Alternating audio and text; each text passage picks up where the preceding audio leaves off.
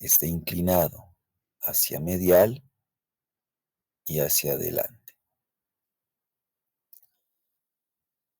Tiene un color blanco rosado. La superficie tiene irregularidades como abultamientos que corresponden al desarrollo de los folículos ováricos que están en distinta etapa de desarrollo. Antes de la pubertad, los ovarios son pequeños y posteriormente van a aumentar de tamaño hasta la edad adulta. Una vez que la persona llega a la menopausia, entonces experimentan los ovarios una regresión, lo que marca el fin de la vida reproductiva. Deja de producir ovarios en esa etapa la mujer. Como dijimos, la superficie va a ser irregular como abultada debido al desarrollo de los folículos ováricos. Estos son translúcidos en los preparados frescos, vale decir, en un cadáver fresco. Vamos a distinguir los folículos vesiculosos o de Graf, que pueden llegar a medir hasta 6 milímetros de diámetro, dentro del cual vamos a encontrar al óvulo, llamado también ovocito u oocito. Cuando se rompe este folículo de Graf, expulsa el ovocito. Entonces, este folículo queda deprimido y se llena de sangre. Las células que forman el folículo de Graf se van a convertir posteriormente en cuerpo lúteo. Y el óvulo, bueno, sigue su recorrido hacia la fimbre ovárica, entra la tuba y de ahí continúa el útero. En el caso de que exista fecundación, este cuerpo lúteo se convierte en cuerpo lúteo gravídico o de la gestación. Puede llegar a medir un centímetro de diámetro o más.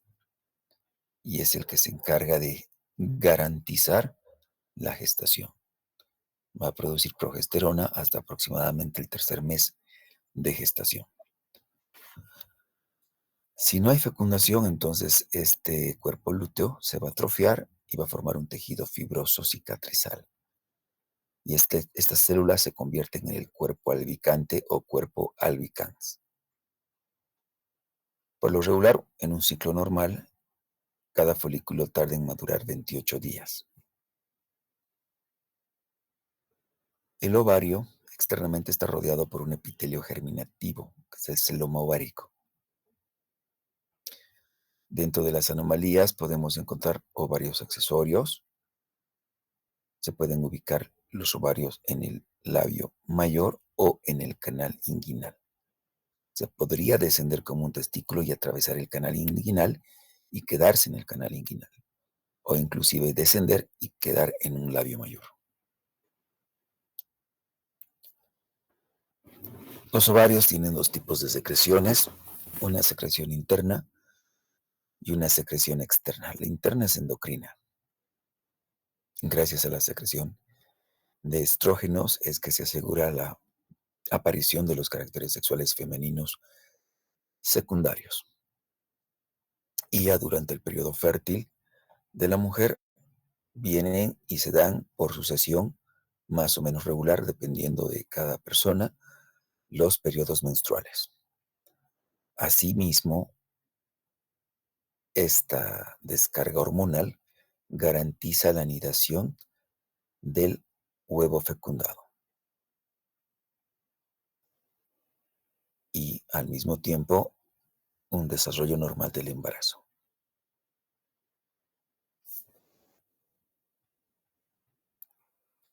Respecto a la secreción externa, se encarga de elaborar ovocitos primarios y secundarios que corresponden a los gametos femeninos.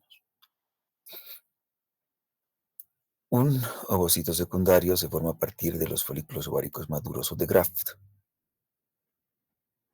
Este folículo, una vez que llega la madurez, por lo general es uno cada mes y lo hace de forma alternativa. Un mes el ovario izquierdo y otro mes el ovario derecho. Lo que significaría que si una persona teóricamente solo tuviera un ovario, Cada 2 meses estaría volando, pero sí tendría periodos menstruales normales.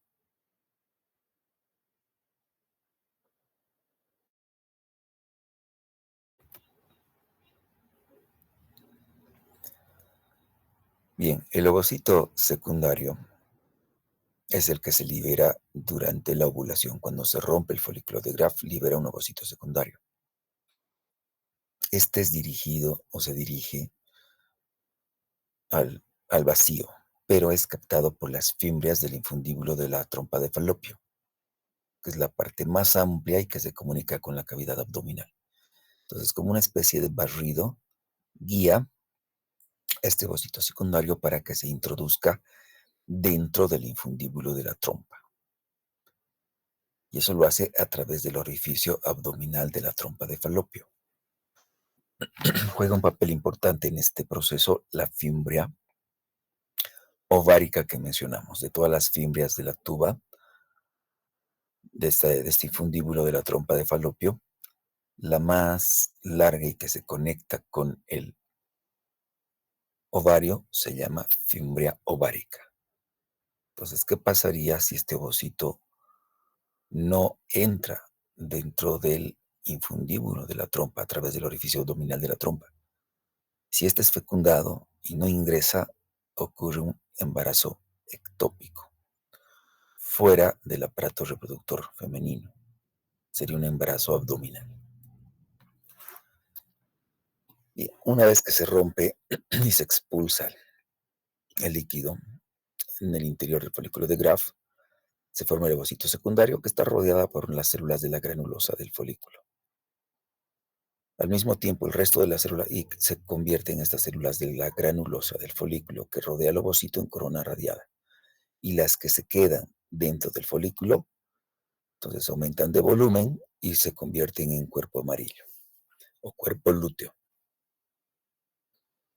Ya mencionamos que si no es fecundado, este cuerpo amarillo degenera a los 10 días, se convierte en cuerpo albicans, deja de producir progesterona y aparece la menstruación.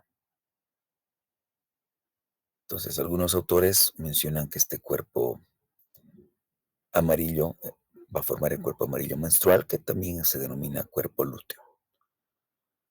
Pero si hay fecundación, este cuerpo amarillo persiste, se hipertrofia, crece, puede llegar a medir más de 1 centímetro, mencionamos, y es el cuerpo amarillo gravídico. También mencionamos que la actividad de esta es hasta el tercer mes. Sin embargo, hay autores que mencionan hasta el quinto mes, que cumple la función de mantener el embarazo produciendo progesterona. Sin embargo, según Lachman, estamos hablando entre el tercer mes aproximadamente a cuarto, exagerando es tercer mes, es que se empieza a, a dejar de producir en gran cantidad la progesterona y es reemplazado por la función hormonal de la placenta. Entonces la placenta empieza a producir la progesterona para mantenerse ella misma.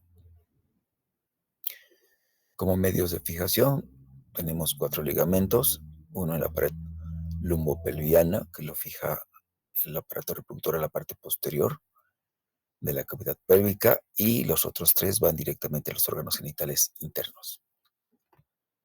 Empezamos con el ligamento suspensorio del ovario. Este es el medio más eficaz del ovario, está formado por un meso, el cual tiene fibras conectivo-musculares. A través de esto pasan también los vasos principales del ovario y, y está formado también por una envoltura peritoneal. Por otro lado, se fija la fosa ilíaca por arriba y atrás, y a través de esta se fija la extremidad tubárica del ovario, al infundíbulo de la trompa y al peritoneo del ligamento ancho. El mesosalpinx va desde el borde del mesovario anterior al infundíbulo de la trompa uterina. El ligamento propio del ovario, llamado también útero ovárico, es un cordón redondeado y se une al borde anterior del ovario con el ángulo del útero. En el ángulo del útero se inserta por detrás y por encima de la trompa uterina.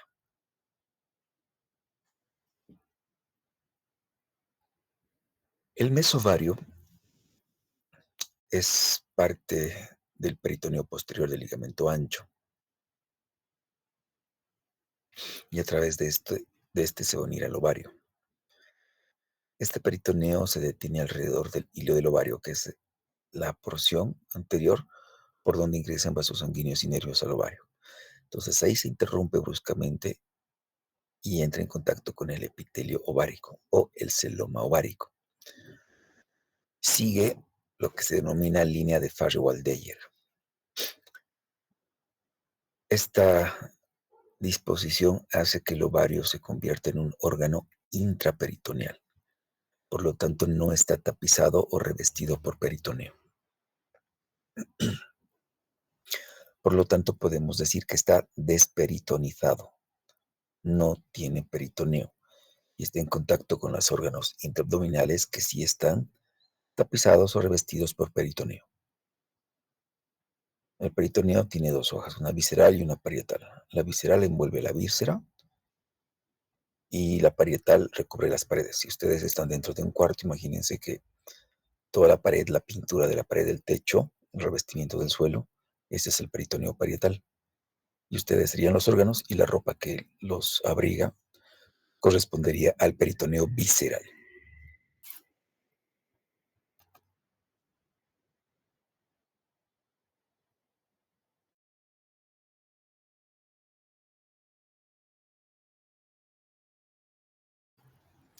Dana Valery, ¿quieres decir algo?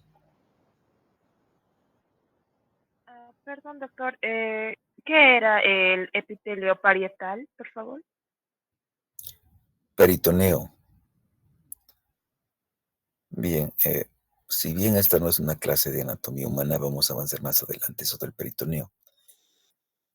Las cavidades corporales normalmente están revestidas por serosas. Estas permiten que los órganos internos que están dentro de estas cavidades se deslicen sin que exista mucha fricción o roce, lo que provocaría dolor y desgarramiento de los órganos.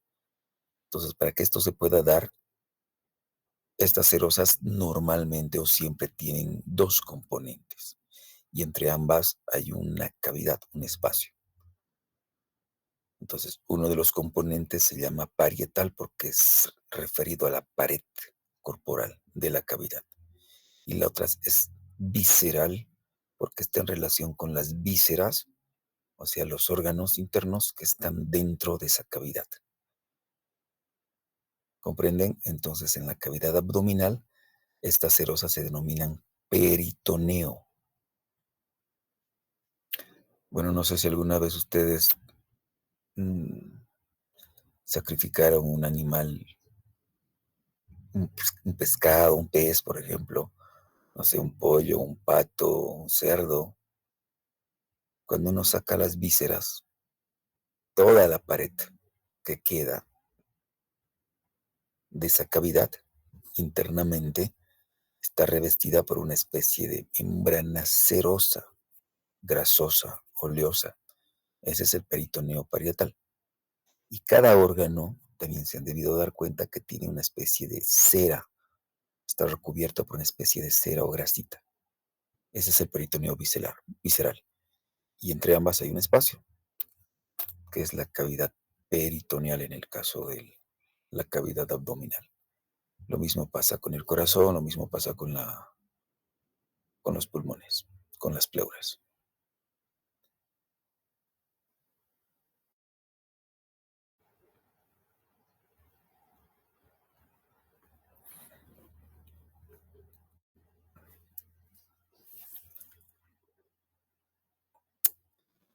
Bien, entonces, si existieran hemorragias en el ovario, estas van a caer directamente a la cavidad peritoneal. O sea, todas estas estructuras están dentro del peritoneo, con la excepción del ovario, que es retroperitoneal.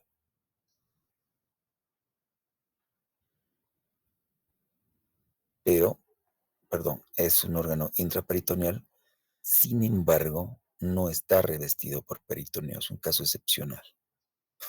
porque normalmente los órganos que no están revestidos por peritoneo son retroperitoneales. Y en este caso sí es un órgano intraperitoneal, pero no está revestido por peritoneo visceral. Por eso está desperitonizado.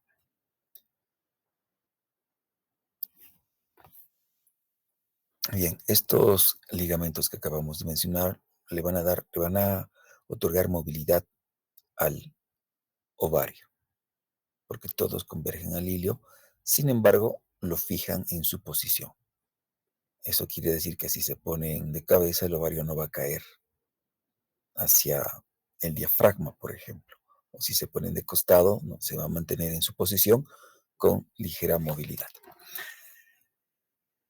Si hay embarazo y va creciendo el útero, el ovario va a acompañar este crecimiento del útero gravídico. Y el útero, dentro del crecimiento, lo único que puede hacer es ascender hacia la cavidad abdominal. Y este ascenso es acompañado por el ovario. Una vez que dan a luz, nace el bebé, el útero vuelve a su posición. Va descendiendo después del parto junto con el ovario. El ovario se va a relacionar de forma directa con la pared de la pelvis menor a la altura de la fosa ovárica, llamada también fosa ovárica de Krauss. Este ovario también está cubierto por la trompa uterina y su meso peritoneal, llamado mesosalpinx, y lo cubre en parte. Por otro lado, el infundíbulo tubárico, la parte más dilatada y abierta y que se comunica con la cavidad abdominal de la trompa de Falopio, tiene una fimbria que dijimos que se conecta con la cara medial del ovario. Esa se llama fimbria ovárica. En realidad es una especie de embudo y alrededor, en sus bordes, tienen varias fimbrias, que son como pelitos o proyecciones digitiformes, como dedos, si quieren, ¿ya? Y, o como las cerdas de una escoba, que son las fimbrias. Entonces, una de ellas es más larga y se conecta con la cara medial del ovario, alcanzando su extremidad ovárica superior. La parte posterior del ovario es libre, está delante del recto y del fondo del saco rectouterino, que es un receso del peritoneo que se denomina también fondo de saco de Douglas, que es el sitio más común para que se produzca un embarazo ectópico. Bien, acá podemos ver al ovario, el ligamento ancho del útero, el mesosalpinx. Fíjense cómo va y conecta al ovario con la tuba, el oviducto, trompa uterina o trompa de Falopio. Ese es el mesosalpinx. Y acá tenemos la fimbria ovárica. Si se fijan bien, esta es la parte más dilatada de la trompa de Falopio, es más amplia. Aquí tenemos el orificio abdominal de la trompa de Falopio y estas son las fimbrias tubáricas, pero una de ellas es más larga y se conecta con el ovario y recibe el nombre de fimbria ovárica. Luego tenemos el ligamento propio del ovario, bueno, que va en relación con el útero. Y esas son las estructuras, además del ligamento suspensorio del ovario. Acá tenemos, son los 4 ligamentos o medios de sujeción del ovario. Acá tenemos otro esquema, tenemos al ovario, la trompa de Falopio, fíjense las fimbrias tubáricas y hay una de ellas que lo conecta con el ovario, es la fimbria ovárica.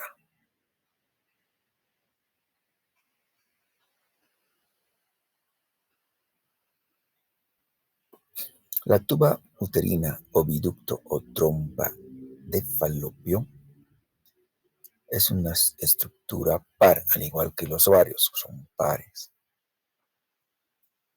por lo tanto tenemos uno derecho y uno izquierdo. Permite el paso del óvulo desde la superficie del ovario hasta el interior del útero. Tiene una forma cilíndrica, es hueca en un extremo y es dilatado en la parte más distal, la que se comunica con la cavidad abdominal. Al mismo tiempo permite el paso de los espermatozoides hasta el tercio externo de la ampolla.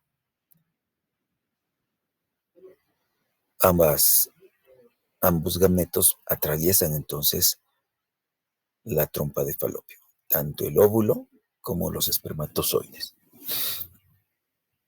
Mide aproximadamente de 10 a 12 centímetros de longitud y la tuba derecha generalmente es más larga, lo que indica que nuestro cuerpo no es perfectamente simétrico. Nuestro rostro no es simétrico.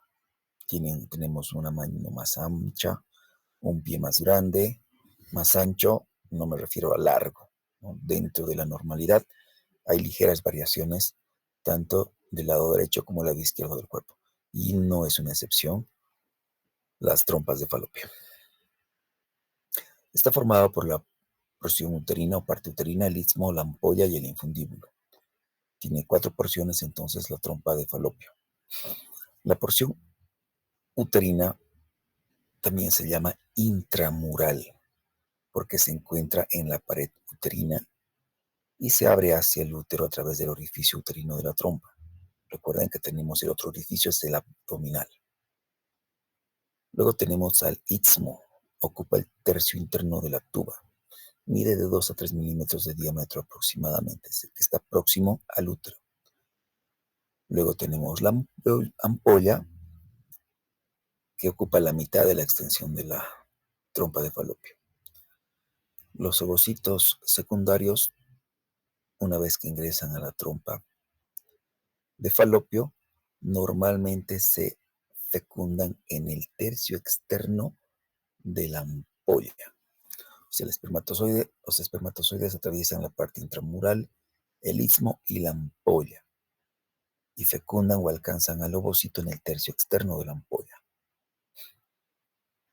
El infundíbulo también se denomina pabellón de la trompa y es la parte más externa y lateral de la trompa, es la más dilatada además y tiene forma de embudo, por eso tiene esa denominación de infundíbulo,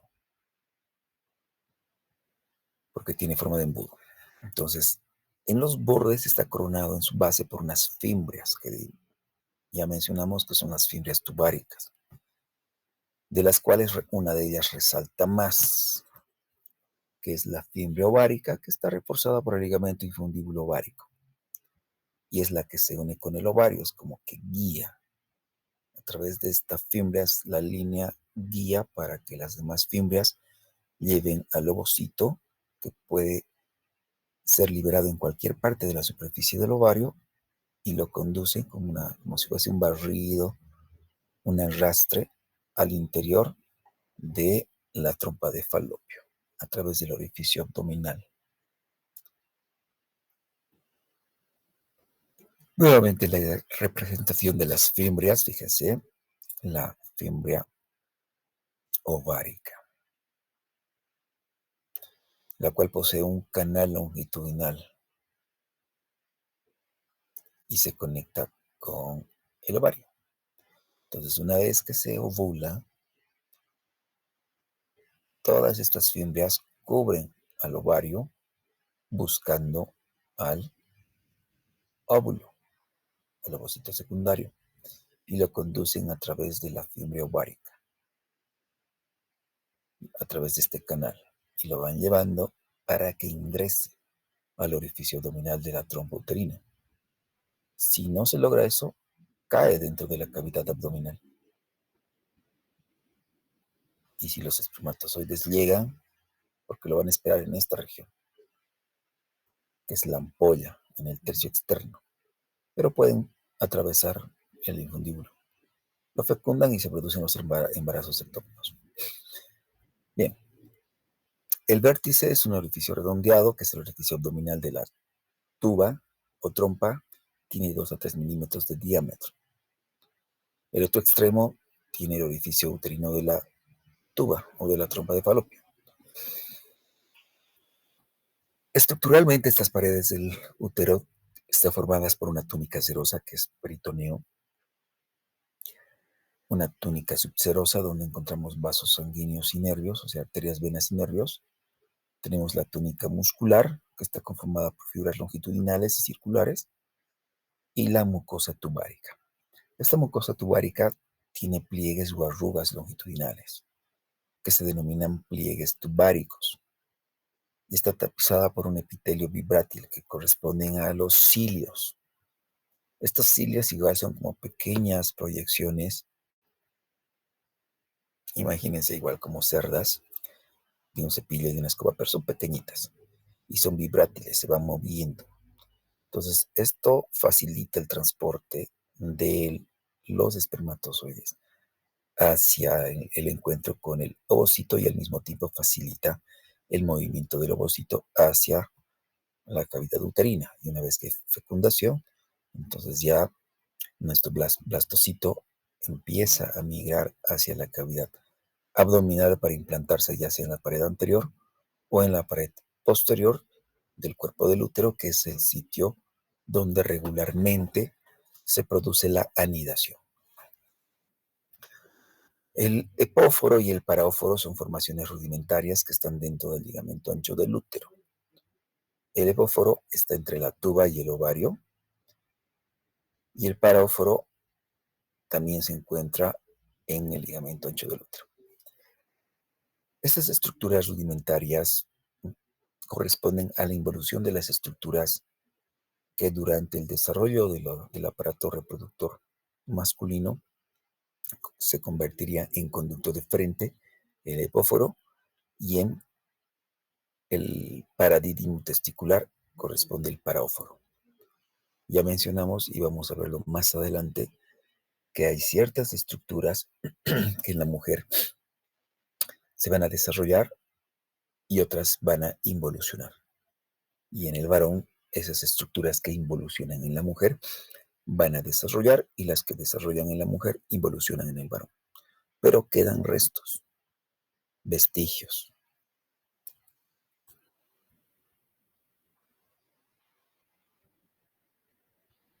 El útero también se denomina matriz.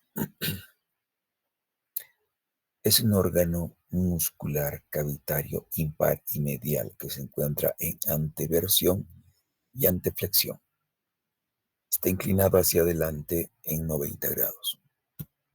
Se encuentra dentro de la pelvis, ubicado exactamente entre la vejiga y el recto. Imagínense entonces la posición que está entre la vejiga y el recto. Eso quiere decir que cuando hay gestación, el útero va a crecer junto con el embrión, el feto, entre estas dos estructuras. Va a comprimir la vejiga y también el recto. Por eso hay estreñimiento, algo de incontinencia urinaria.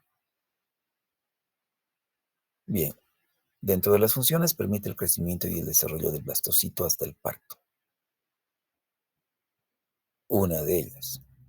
La otra permite el paso del óvulo hacia el útero. La otra permite el paso de los espermatozoides hacia las trompas.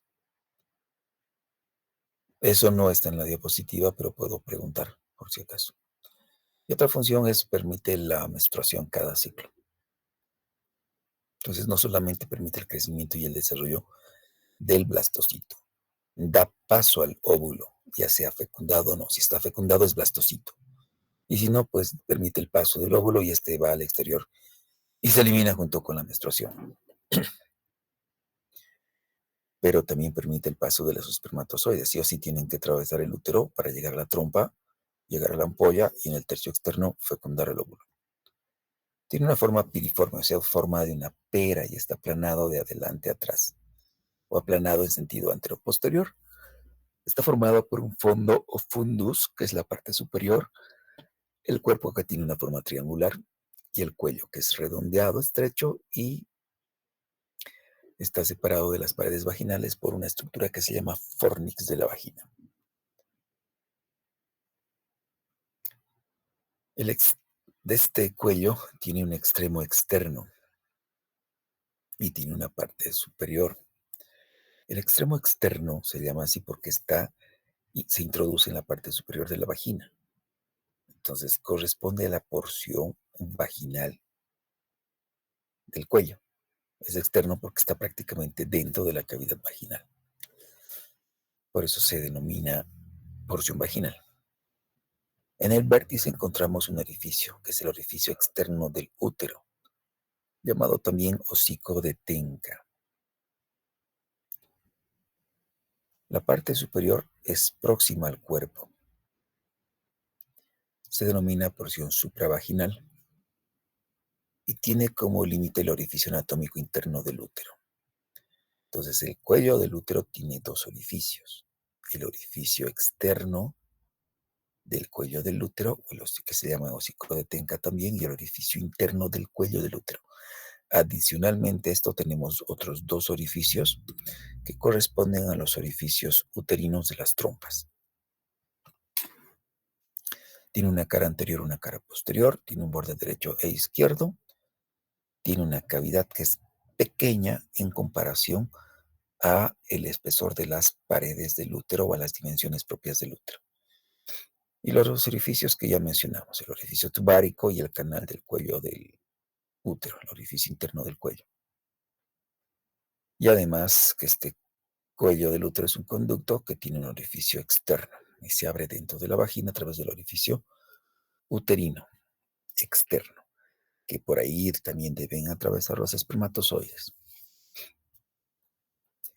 El istmo es la unión estrecha del cuerpo con el cuello y su superficie está marcada por estrías entre los pliegues palmeados, oblicuos hacia abajo y hasta la línea media. Y en conjunto forman una estructura que se denomina árbol de la vida. Acá podemos ver la vejiga, el recto, el conducto vaginal y el útero. Fíjense, en anteroversión. Está inclinado hacia adelante y forma aproximadamente 90 grados. Si ven acá, hay un ángulo recto, ¿verdad?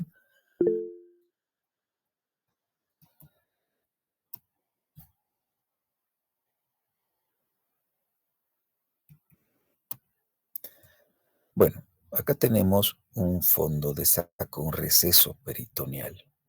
Y acá otro. Útero rectal, útero vesical. Así se denominan estos recesos. Pero el más conocido es este que es posterior, el útero rectal, denominado fondo de saco de Douglas.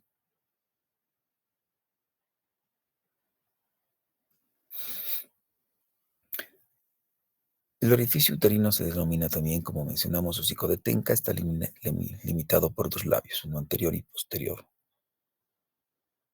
En una mujer nulípara, este orificio tiene forma circular u ovalada, con una dirección transversal.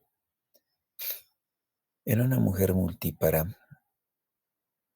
la hendidura es transversal, pero tiene rasgaduras cicatrizadas en los bordes por el proceso de parto. Sin embargo, en una mujer que tuvo su bebé por cesárea, se va a mantener circular u ovalada con dirección transversal. No va a presentar rasgaduras cicatrizadas en los bordes. La mucosa del útero es lisa. El canal cervical presenta los pliegues palmados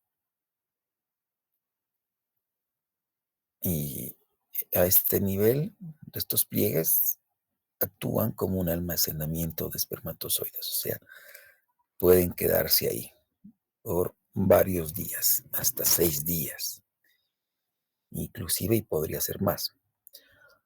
La pared del útero tiene externamente un revestimiento seroso, que es el perimetrio, y se denomina, es prácticamente o lo que corresponde al peritoneo visceral. La túnica muscular o miometrio posee 3 estratos: interno longitudinal, medio y anular, y el externo longitudinal. Entonces tiene una capa interna longitudinal, la media es circular o anular y además vascular, y la externa es longitudinal. La túnica mucosa también se denomina endometrio. Posee epitelio vibrátil, glándulas uterinas tubulares y las glándulas mucosas cervicales. Estas glándulas mucosas cervicales están próximos al cérvix. En una mujer no gravídica tiene una longitud de 6 a 7.5 centímetros, de los cuales 2.5 representan el cuello. En las embarazadas mide de 18 a 20 centímetros cuando ya están por el 8º mes de gestación.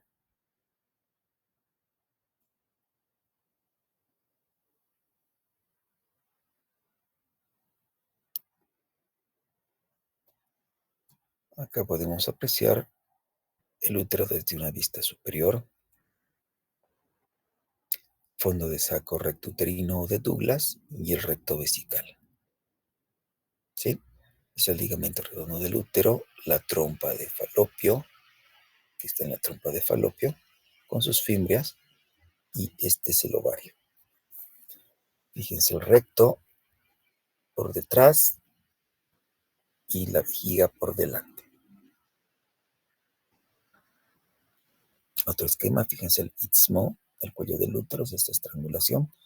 Toda esta parte corresponde al cuello del útero. Tiene una porción supravaginal y una porción infravaginal. Este es el orificio externo del útero. Acá tendríamos el orificio interno del útero y los orificios de las trompas de Falopio. Este es el hocico de Tenca, el orificio externo del útero, que también se denomina de esta forma. Esta porción vaginal del cuello del útero está dentro de la vagina. Y alrededor de esta parte superior encontramos un repliegue de la vagina hacia el cuello del útero que se denomina fornix. El fornix a ese nivel. En una mujer nulípara es un pliegue transversal u ovalado ovoidal que no tuvo hijos. Sin embargo, la mujer que tiene parto natural tiene esta característica. Es un pliegue transversal, amplio y presenta rasgaduras cicatrizales en los bordes. En una mujer que tuvo hijos por cesárea es exactamente igual, queda de esta forma. No hay rasgaduras, porque eso se produce durante el parto natural. Nuevamente otra representación para apreciar ovario, trompa, útero, con el cuerpo, ese es el fundus, la posición en anteroversión de 90 grados.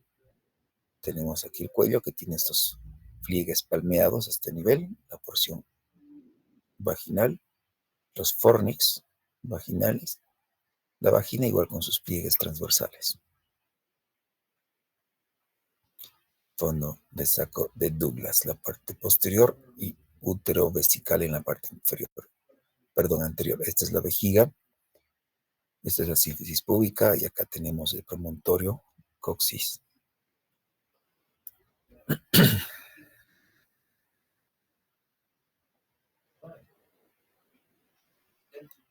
Bien, la mucosa uterina o endometrio no es igual en todas las partes. A nivel del cuerpo, el endometrio está constituido por glándulas tubulares simples, revestidas por un epitelio cilíndrico ciliado y rodeadas por estroma. En el endometrio encontramos, y cerca del cuerpo mencionamos que tenemos a las glándulas cervicales en el cérvix. El endometrio se distingue en dos capas, una funcional y la otra basal. La funcional es la que se separa, se disgrega en cada menstruación y se desprende junto con el periodo menstrual. Pero la capa basal es la que no experimenta cambios funcionales y es a partir de la cual se va regenerando las otras capas, la capa funcional. que va a formar la capa esponjosa y la capa compacta, son las que se desprenden. A nivel de la porción vaginal del cuello, el epitelio es pavimentoso estratificado, no queratinizado. Entonces acá encontramos las glándulas tubulares o en racimos que segregan un líquido favorable a la supervivencia de los espermatozoides. Esas son las glándulas cervicales que generan o producen el moco cervical.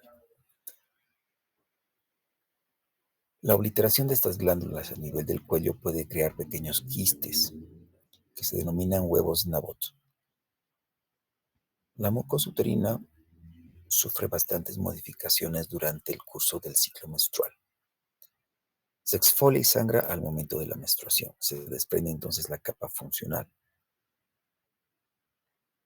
Y al mismo tiempo, si hay fecundación, esta prolifera y permite la inserción de inicialmente el blastocito y la formación de la placenta durante el embarazo. Entonces podemos ver los pliegues palmeados. El orificio interno del cuello, orificio externo del cuello, y todo esto es el cuello. Y aquí tenemos estos pliegues, unos pliegues palmeados. Igual tenemos en la vagina estos pliegues, son similares.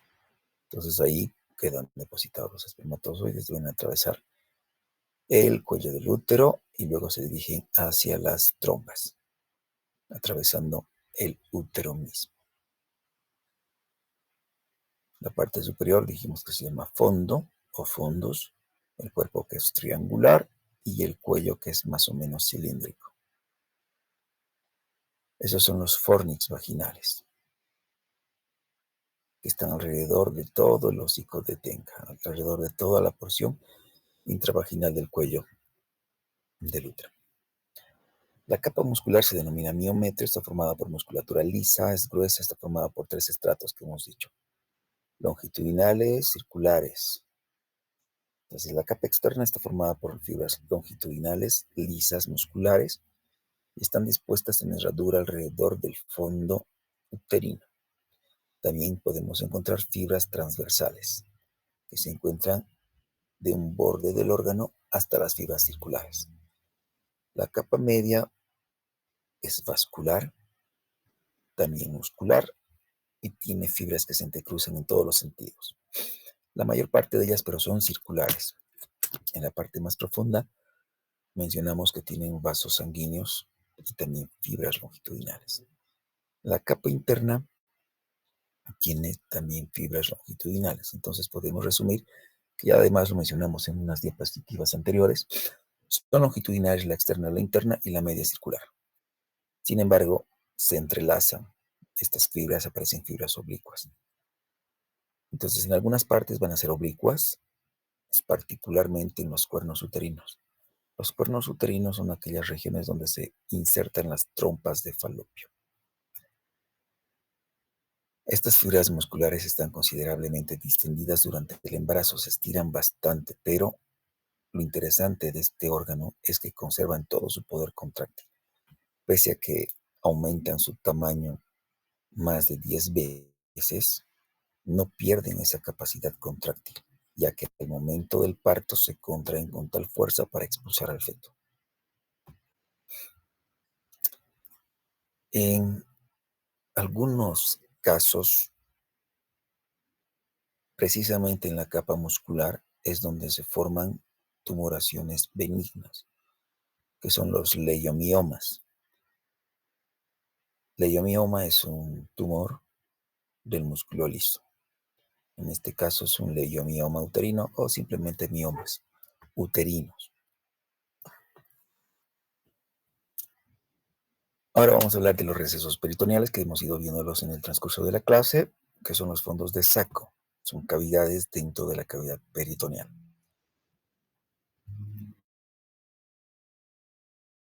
Mencionamos está formada por el peritoneo cuando estamos hablando de la cavidad abdominal. Este peritoneo tapiza una sola parte del órgano. El útero se encuentra entre la vejiga y el recto. Entonces, Los recesos que mencionamos, y lo hemos visto en las imágenes también, estos fondos de saco se encuentran entre el útero y estas dos estructuras. Entre la vejiga y el útero se denomina receso vesicouterino. Entre el recto y el útero y la vagina se denomina excavación rectouterina, porque por un lado está el útero y la vagina y por otro lado está el recto. Se conoce más con el nombre de fondo de saco de Douglas. Lateralmente está limitado por los pliegues rectouterinos. Respecto a los mesos, que es parte también del peritoneo, tenemos a los ligamentos anchos del útero, que es el mesometrio, el mesovario, el parametrio, que es tejido adiposo más vasos sanguíneos, se va al cuello y a la vagina. El mesosalpinx, los ligamentos redondos, que es el ligamento redondo o ligamento teres uterino, es análogo al gubernáculo testicular. Entonces se dirige hacia el niño inguinal profundo y a la sínfisis púbica hacia el monte de Venus y a los labios pudendos mayores. En el caso del gubernáculo terminaría en el escroto. Pero el ligamento redondo es el análogo al gubernáculo testicular. Y es precisamente por ese motivo por el cual podría haber una anomalía donde los testículos, los ovarios se encontrarían en el conducto inguinal o en los labios mayores. El canal inguinal es un proceso vaginal del peritoneo, o sea, no solamente es el proceso vaginal del peritoneo, que puede llegar, ya mencionamos, a pasar el ovario y quedarse acá, o inclusive llegar hasta los labios mayores. Entonces, acá tenemos en un corte el cuello del útero, el recto, la vejiga. No está abierto así amplio como una bolsa como tal. Es más o menos como un bolsillo del pantalón, que existe esa cavidad, sí, pero no está abierto, como si fuese una olla. Entonces, por eso tenemos acá el fondo de saco rectouterino o fondo de saco de Douglas. Y este es el fondo de saco vesicouterino. La vagina, entre el útero, la vagina y el recto, está el fondo de saco de Douglas. Y el vesicouterino solamente entre el útero y la vejiga. Este es el cuerpo del útero. A este nivel estarían los cuernos. Y esta es la vagina.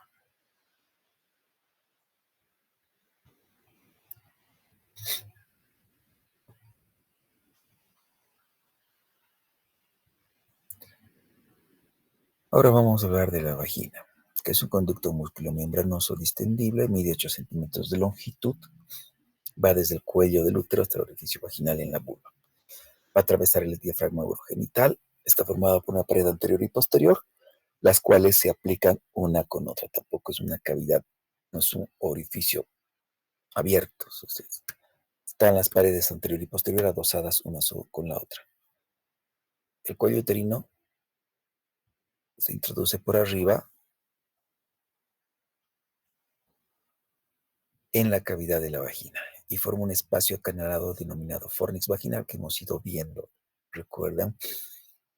Es como si ustedes agarraran un globo inflado y empujaran con el dedo hacia adentro y hacen una protrusión dentro del globo. Y alrededor de esa protrusión se forma una especie de canal, un espacio acanalado. Ese es el fornix vaginal. En este caso se forma alrededor de la porción vaginal del cuello del útero. Entonces, la bóveda va a formar dos bóvedas, este fornix. Una posterior que es más profunda y una anterior que es más plana. Respecto a las paredes, tenemos una pared anterior que superiormente se contacta con la vagina e inferiormente con la uretra. La pared posterior, en su cuarto superior, está en relación con el espacio se contacta con el fondo de saco de Douglas y abajo ya está adosada al recto. Entonces es importante que sepan que la vagina en la parte posterior, por arriba, está con el saco de Douglas en contacto y por debajo directamente en contacto con el recto.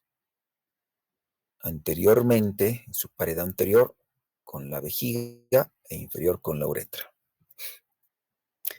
El orificio vaginal está parcialmente cerrado en una mujer virgen por un pliegue de mucosa que se denomina himen, que es bastante delgado, que tiene distintas formas: anular, franjeado, imperforado, cribiforme, anular, complaciente, etc. Del que más nos debería llamar la atención es este imperforado.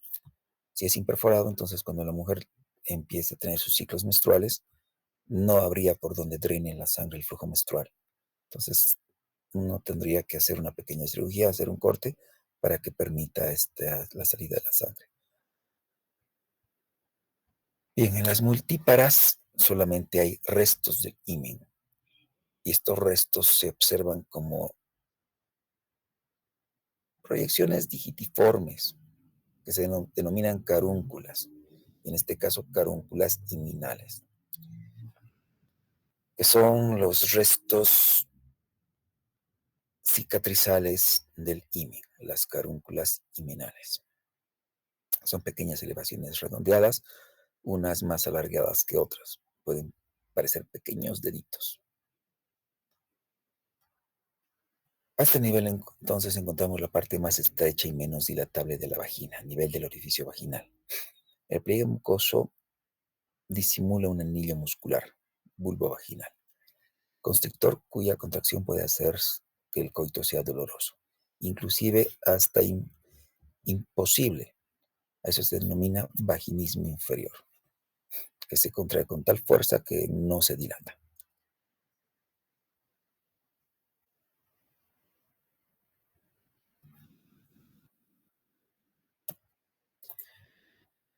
El himen dijimos que es un pliegue mucoso cutáneo cuya concavidad se dirige hacia el centro del orificio vaginal y lo estrecha en cierta forma. Es un tabique incompleto ya que necesita tener orificios. Divide el espacio vaginal del vulvar. Este pliegue se encuentra principalmente en la parte posterior del orificio vaginal. Se desgarra durante el primer coito y termina de romperse durante el parto, recalco, vaginal o natural. Y lo que queda, volvemos a recalcar, son las carúnculas himenales. Son pequeñas elevaciones, romas redondeadas que persisten alrededor de la línea de inserción donde se encontraba el himen. Ya mencionamos que hay distintas formas: semilunar, anular, labiado, complaciente, etc.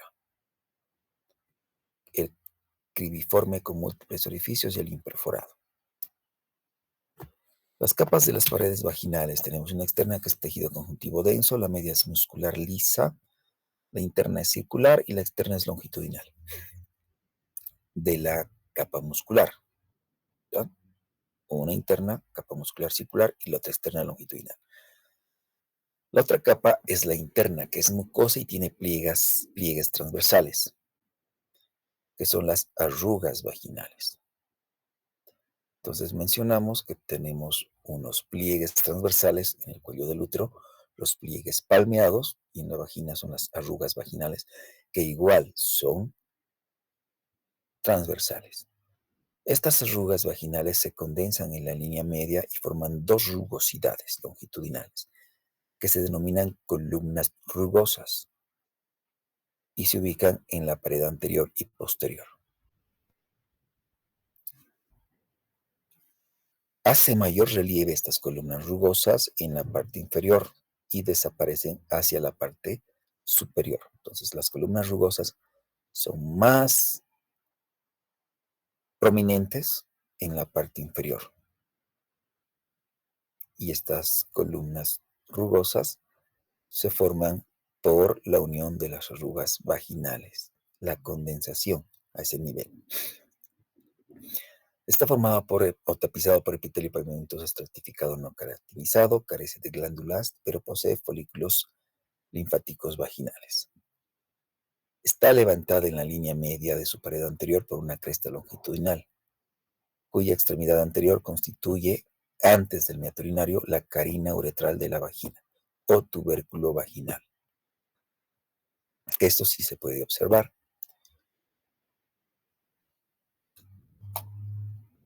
Entonces, en la línea media de la pared anterior, que está en relación con la uretra, hay una cresta longitudinal, que también está en relación con la columna rugosa anterior. Pero antes de llegar al meato urinario, forma el tubérculo vaginal, la carina uretral de la vagina, así se denomina. La capa muscular lisa está formada por dos hojas, una externa longitudinal que se prolonga hacia abajo y se relaciona con el útero y también envía fibras a los labios menores de la vulva. Se conecta con el periné y las ramas isquiopúbicas. Y la otra lámina es la lámina interna. Sus fibras son más bajas y forman el esfínter liso de la vagina. Hacia arriba, estas fibras anulares que tienen esa disposición circular, algunas de ellas son oblicuas y otras se entrecruzan, algunas son superficiales y se entremezclan con las fibras musculares del cuello del útero. Entonces hay una conexión de tanto la musculatura longitudinal con la circular, con las estructuras adyacentes. Pero las que forman el esfínter de la vagina son las circulares o anulares. La capa mucosa tiene un revestimiento epitelial pavimentoso estratificado no queratinizado que se aplica sobre un corión elástico. Esta mucosa es muy adherente a la capa muscular y es bastante espesa. Tiene folículos linfoides y se continúa arriba con la mucosa uterina a nivel del orificio externo del cuello del útero y hacia abajo con la mucosa de la vulva. Su aspecto va a variar dependiendo del ciclo sexual o menstrual. Respecto a sus relaciones, anteriormente vamos a mencionarlo de arriba abajo. La parte superior, la vagina se relaciona con el fondo útero-vesical, con el trígono vesical que está separada por el tabique vésico-vaginal. Es un plano conectivo delgado este tabique y está reforzada por la fascia subvesical que reviste a la vejiga. Esta fascia subvesical se denomina fascia de Albán. Está entre los bordes mediales de cada músculo elevador del ano. Esta fascia está llena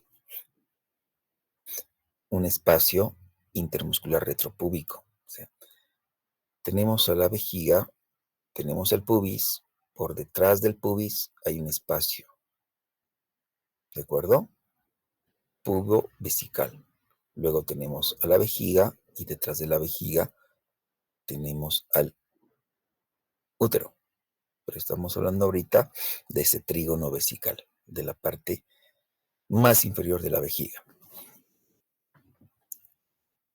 Entonces, esta fascia es la que va a llenar el espacio intermuscular retropúbico entre las fibras mediales del músculo elevador del ano y se denomina hiato urogenital. La parte superior es el espacio vésico-vaginal y está atravesado por los uréteres que convergen hacia el fondo de la vejiga para llegar al trígono vesical. El trígono vesical se forma por la desembocadura de los uréteres y el orificio de la uretra.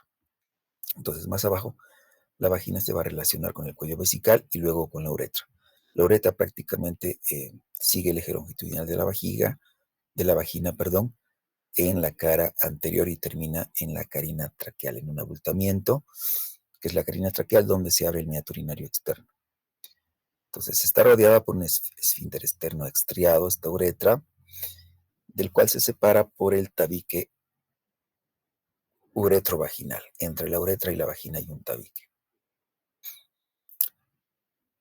Posteriormente tenemos un segmento superior o pelviano, se relaciona con el recto a través del fondo de saco recto uterino o de Douglas. Ahí se puede drenar por abertura de la porción posterior del fornix vaginal mediante una colposcopía. El contenido del fondo de saco recto uterino nos referimos que podemos drenar mediante colposcopía en la abertura de la porción posterior del fornix, que es la más profunda. Luego se relaciona a través de una delgada hoja conectiva por el tabique recto vaginal. Además tenemos un plano de separación conectivo entre estos dos órganos. Un segmento medio sería y un segmento inferior. El segmento medio se encuentra en contacto con el músculo elevador del ano, que está adherido a la vagina. Ese corresponde al fascículo pubovaginal, que tiene 1 centímetro de ancho aproximadamente. Y en la parte inferior, el recto se separa de la vagina por una estructura que forma un triángulo recto vaginal, ocupado por tejido adiposo, o sea, por grasa. También tenemos ahí los músculos del periné y forma una estructura resistente y fibromuscular que es el cuerpo perineal, que es ese pedazo de tejido entre la vagina y el ano. También el varón tiene el mismo perine, la misma estructura. Lateralmente tenemos un segmento superior, medio e inferior. La parte superior es la porción pelviana, entonces se relaciona con el parametrio y contiene las principales raíces vasculonerviosas de la vagina. El segmento medio está en relación con el músculo elevador del ano. Y el inferior, que es el segmento perineal, se relaciona con los músculos transversos profundos y las formaciones eréctiles del clítoris. Respecto a las arterias, tenemos la arteria vaginal, que es rama de la arteria ilíaca. Las venas drenan a la vena ilíaca interna. Respecto a los linfáticos, estos drenan a los eferentes superiores, a los externos medios y van a los ilíacos internos y sacros, terminando en los nódulos inguinales. Los nervios provienen del sistema nervioso vegetativo parasimpático, de la sacra 2 a la sacra 4, y llegan a la vagina a través de los nervios esplácnicos de la pelvis. Y también reciben ramos simpáticos provenientes del plexo uterovaginal, a partir del plexo hipogástrico inferior.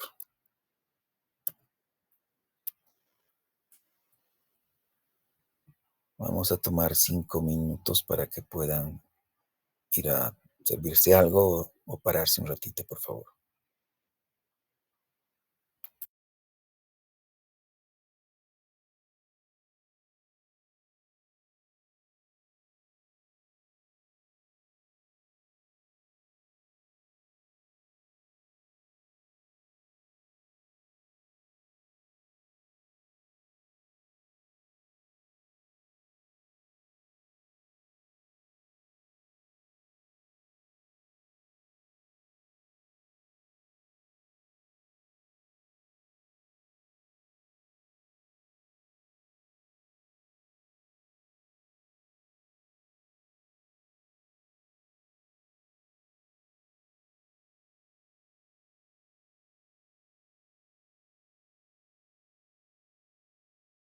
De órganos genitales externos de la mujer. Se encuentra debajo de la pared abdominal, anterior al periné y por delante del ano, y está dentro y encima de la cara medial de los muslos.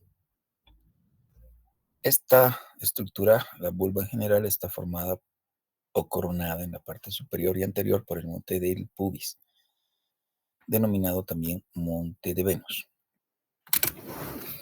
Y esta va a incluir a las formaciones labiales, donde encontramos los orificios de abertura de la uretra y la vagina.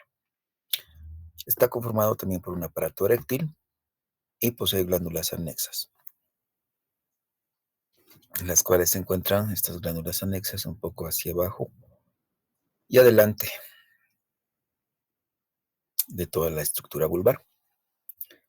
Los labios pudendos mayores Y también tenemos a los labios pudendos menores, que se encuentran dentro o delimitados de los labios mayores. Este monte de Venus es una saliente redondeada situado por debajo de la pared abdominal y delante de la sínfisis púbica. Se encuentra en la parte anterosuperior de la vulva y está cubierta de vellos a partir de la pubertad. Está formado por una almohadilla o cojín adiposo, donde terminan las fibras de los ligamentos redondos del útero. También las arterias, venas y linfáticos están compartidos con los vasos de las regiones inguinales y perineales. La sensibilidad de esta región depende de los ramos genitales del plexo lumbar y de los nervios ilio-hipogástrico e ilio-inguinal. Bien, la vulva está formada por los labios mayores, que son dos pliegues cutáneos tejido conjuntivo laxo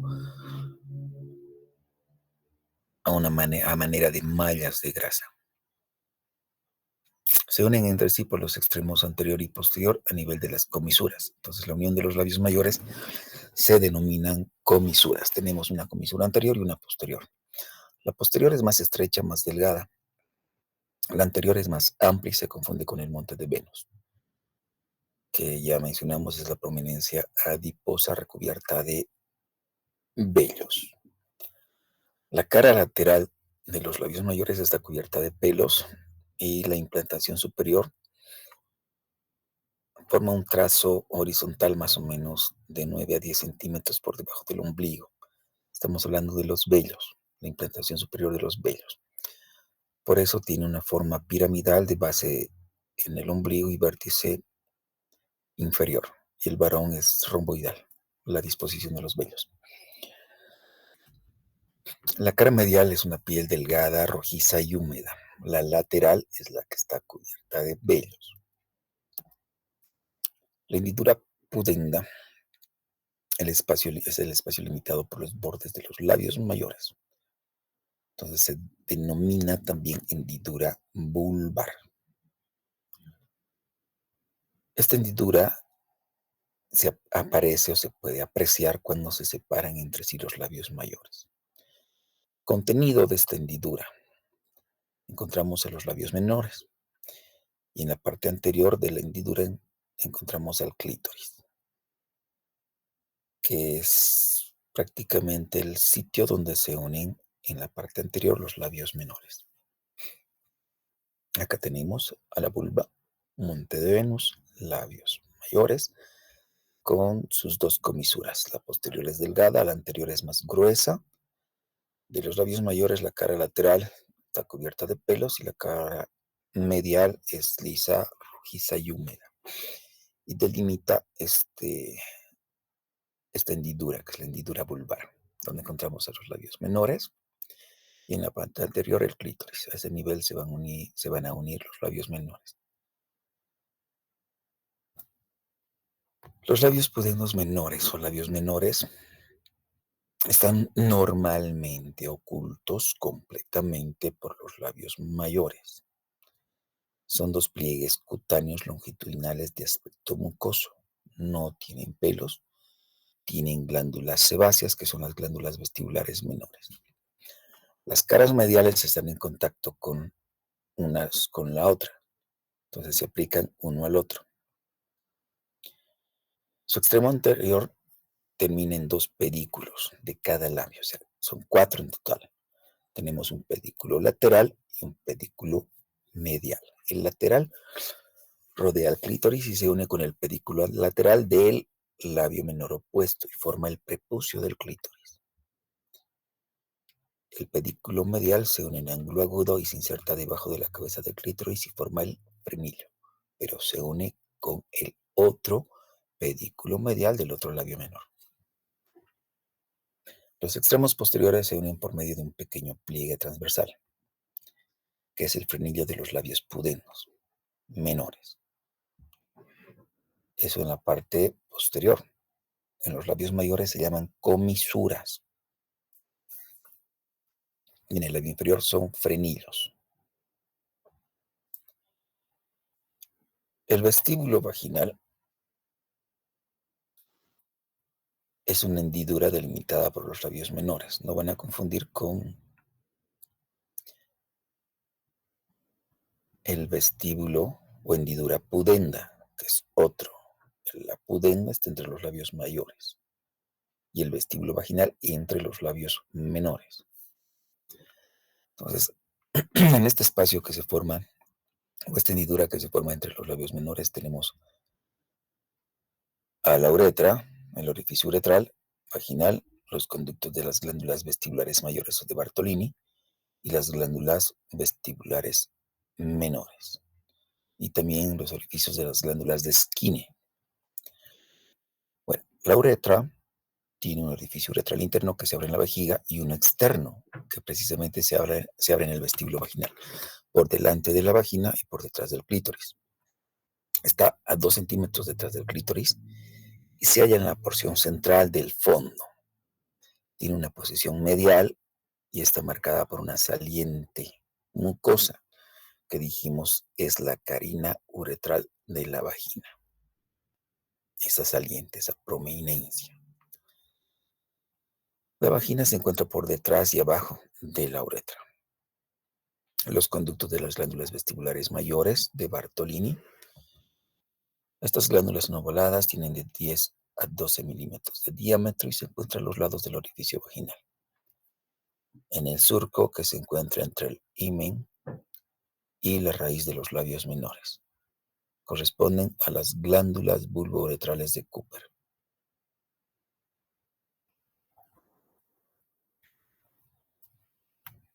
Luego tenemos las glándulas vestibulares menores, que son pequeñas glándulas sebáceas que se abren en la superficie de la mucosa, entre los orificios uretral y vaginal.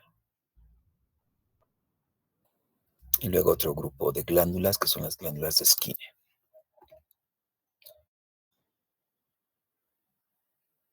El fondo del vestíbulo de la vagina presenta un extremo posterior, que es la fosa del vestíbulo de la vagina. A ese nivel hay una suave depresión que se encuentra inmediatamente por delante del frenillo de los labios menores.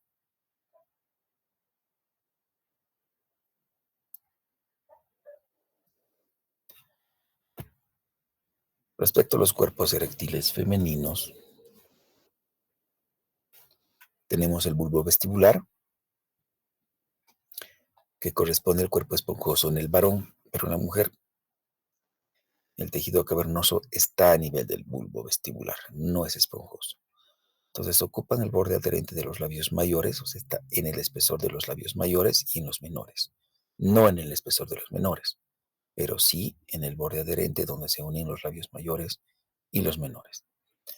Sus bordes mediales limitan lateralmente el orificio vaginal, está entonces a ambos lados del extremo inferior de la vagina, particularmente, y al orificio externo de la uretra.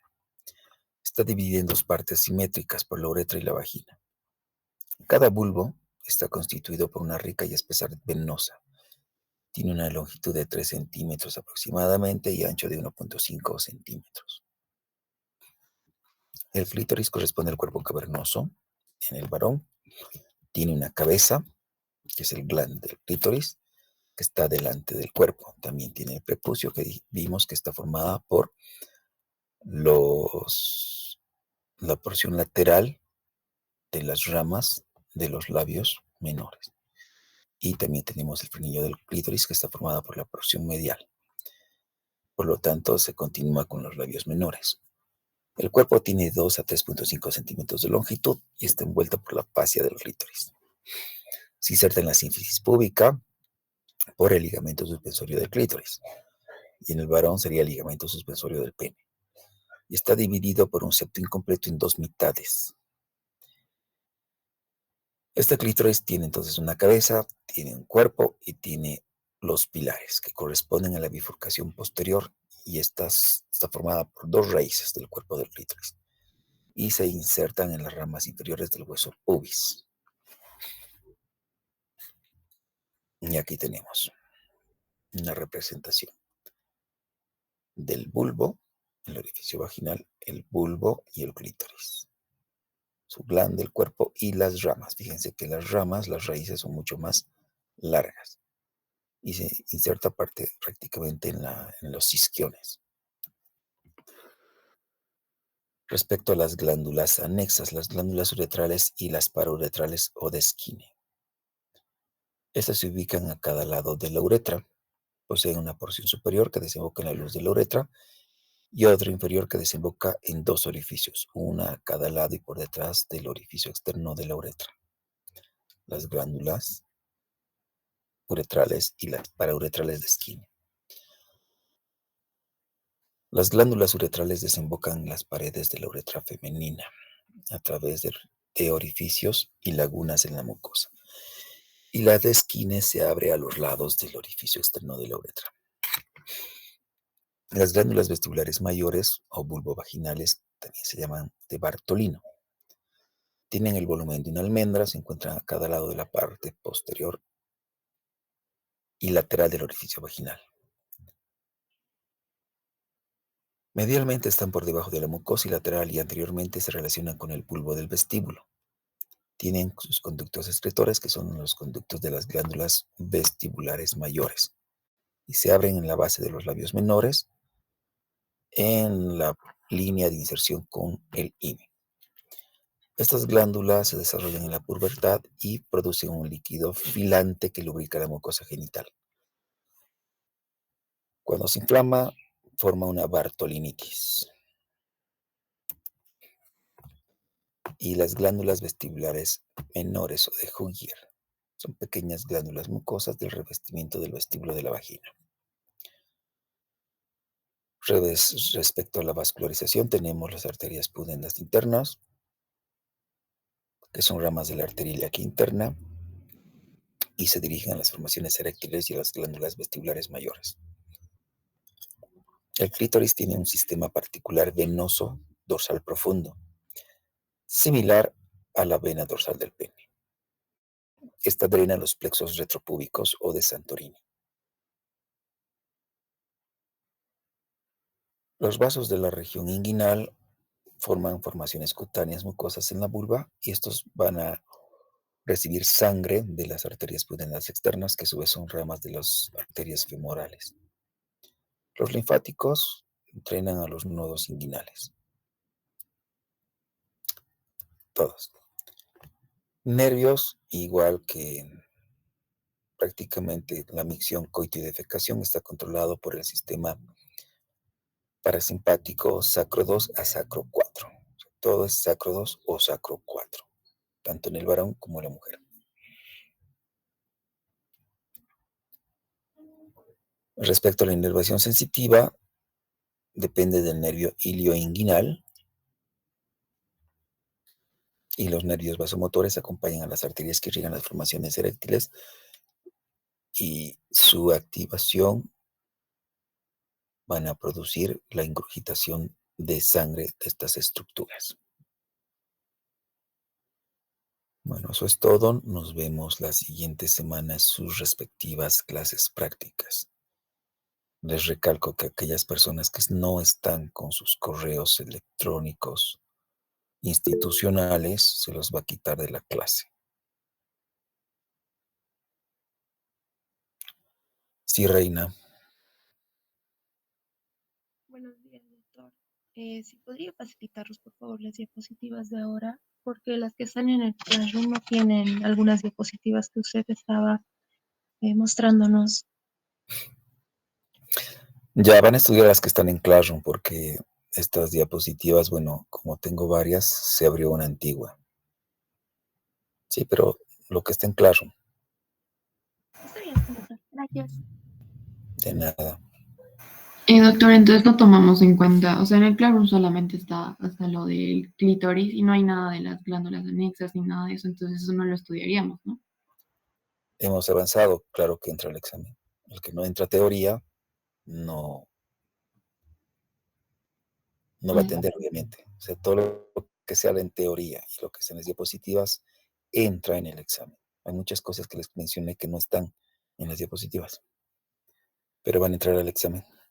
Es por eso que tienen una diapositiva previa. Antes ustedes leen, hacen un trabajo en aula Y si hay algo que no está, pues tienen que tomar apuntes.